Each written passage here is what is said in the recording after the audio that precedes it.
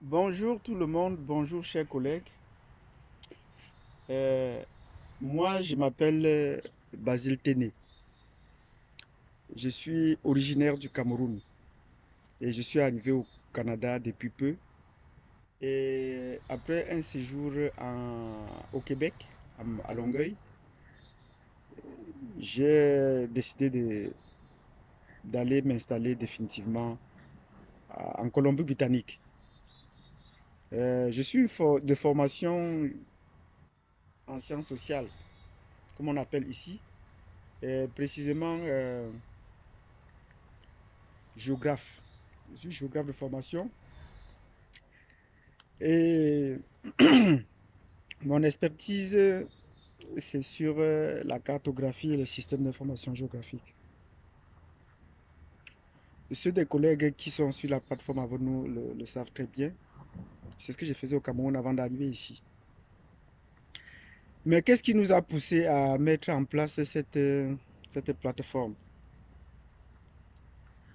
Euh, Cette plateforme s'appelle Université francophone et j'ai donc mis le cycle UFAC parce que je me disais qu'on pouvait compléter par la suite. Donc, on reste ouvert. On peut compléter par université francophone au Canada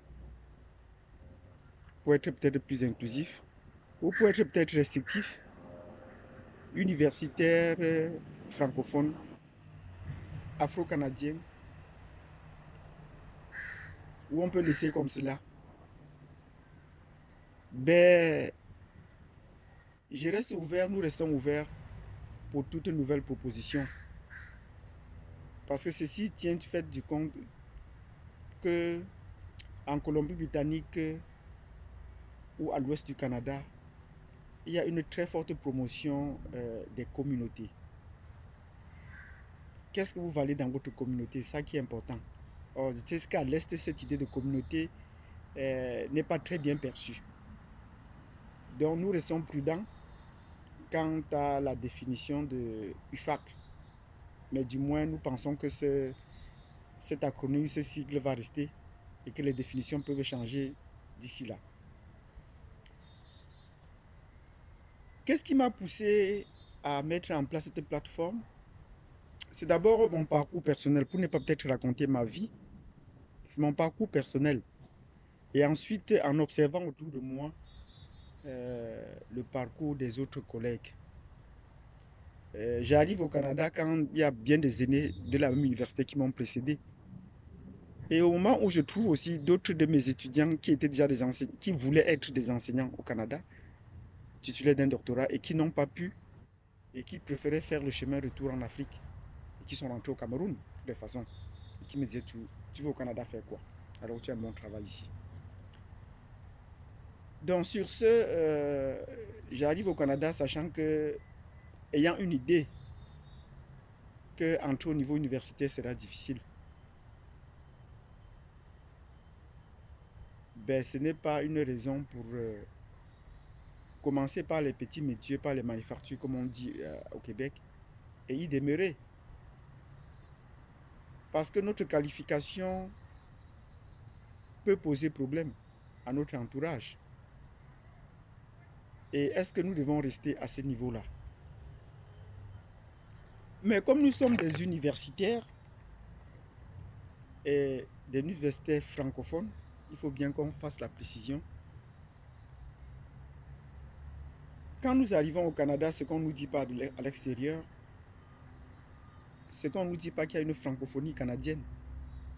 Il y a des petits mots ça et là, mais on se dit que non, ça peut passer. Non, il y a une francophonie canadienne. Et pendant les séminaires de formation de langue française, où j'ai assisté, et pendant les formations des enseignants, on vous parle de la francophonie canadienne, qui est bien différente des autres francophonies, dont ils n'en parlent pas. Ici, il est question de rappeler aux enfants qu'il y a une francophonie canadienne. Le français est parti du Québec et s'étend dans d'autres provinces du Canada. Et on doit encourager les enfants à parler français à se déplacer. Ben, nous nous rendons compte qu'il n'y a pas de structure francophone digne de ce nom, de nous qui sommes la majorité. La majorité des francophones, la majorité des francophones est mise à l'écart dans la conception, l'élaboration des programmes francophones. Or, nous savons très bien que la francophonie, telle qu'elle existe, est majoritairement africaine. Et je le dis tantôt dans plusieurs de mes vidéos et à d'autres groupes ici francophones que j'ai créés ici en Colombie-Britannique. Donc c'est sur la base de ce constat, et je vais développer ça plus tard, sur la base de ce constat que j'ai pensé qu'on pouvait mettre en place un réseau des universitaires francophones. Donc la mise en place est de forme pyramidale. Je suis parti par la base et il y a beaucoup de collègues sur la plateforme avec qui je partage d'autres plateformes et qui le savent. Donc je pense avoir atteint le sommet en élaborant une plateforme des universitaires francophones. Et les qualifications sont bien claires et nettes. Les conditions d'adhésion sont bien claires et nettes. Je pense que nous sommes des privilégiés d'une société sur le plan académique et il faudrait qu'on le prouve concrètement, qu'on le mette en pratique. Donc je pense qu'être universitaire francophone, c'est un avantage, mais il faudrait bien aussi qu'on essaie de le porter fièrement. Ça, c'était la raison pour laquelle il fallait mettre en place une structure francophone. Parce qu'on a déjà conçu la base, on a conçu le milieu, mais il fallait qu'on conçue le sommet. Et c'est à partir du sommet maintenant que les décisions, pas les décisions c'est trop fort, que l'élaboration d'une pensée africaine, d'un concept africain, les productions scientifiques peuvent se mettre en place. Parce que comme on dit bien dans certains jargons, l'eau coule du haut vers le bas. Donc c'est des universités francophones que devait découler euh, la pensée francophone, qu'elle devait se mettre en pratique, qu'elle devait se mettre en œuvre. Donc cette plateforme, nous voulons à terme qu'elle soit le lieu de l'élaboration de la pensée francophone et la mise en place des structures francophones. J'entends par là que les universités francophones doivent penser au niveau de leur titre académique. Pourquoi pas mettre à terme, à long terme? Ça peut être à long terme comme à moyen terme, ça peut aller rapidement, comme ça peut aller doucement. Pourquoi pas mettre à terme, penser, créer une université francophone telle que nous la connaissons et une ou des universités francophones telles que nous les connaissons. Si vous allez sur les plateformes et que vous tapez les universités francophones au Canada, vous allez trouver une liste de plus de 10 universités, de près de 10 universités. Mais est-ce que ces universités francophones sont des universités telles que nous la connaissons? En attendant peut-être d'être contrarié, je pense que ce n'est pas le cas, ce ne sont pas des universités francophones. Je vais partir de notre cas, de mon cas ici en Colombie-Britannique. Sur la liste des universités francophones, vous allez trouver, il y a une université qui s'appelle ici l'université Simon Fraser. Cette université Simon Fraser a un bureau francophone, des affaires francophones. Et ils se disent donc qu'ils sont francophones.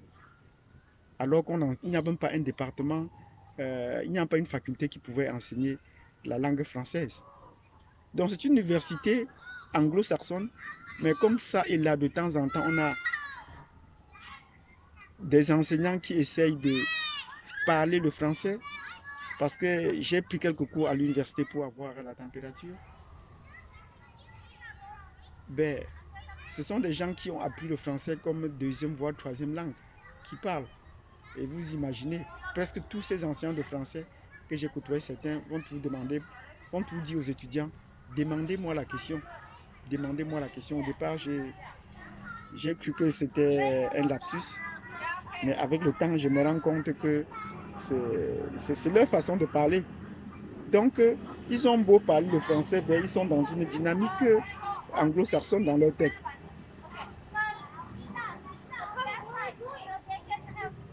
Merci et à plus tard.